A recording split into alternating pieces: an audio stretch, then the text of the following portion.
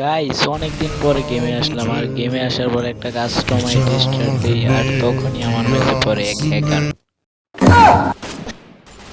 মানে কি বলবো, এইসব প্লেয়ারদের জন্য খেলার মন থেকে উঠে যায় একদম। তারপরে দেখি কিছু করতে পারি কিনা। এই যে গাইস দেখো, বাইর হওয়ার আগেই শেষ একদম। তোমরা বলো এখন কি করা উচিত, এখন কি করা যায়? তারপর আমি রিবোট মেরে দেবো, একদম রিবোট মারবো। শালার যদি হাতের কাছে পাইতাম, হ্যাক ইউজ করে গেম খেলা শিখিয়ে দিতাম। এই যে সামনে, এই নে শট, এই নাম শট।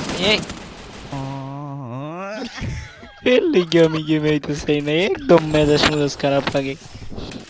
এইবার অর্থ প্রতিশোধ নিতে হবে, এইবার এমনই ব্যাগ দিব না, দেই ম্যাচটা কেমন হয়। ওই আমার মারছে, এই প্রতিশোধটা আমি এবার লইই সারুম। আয় হ্যাকারের বাচ্চা।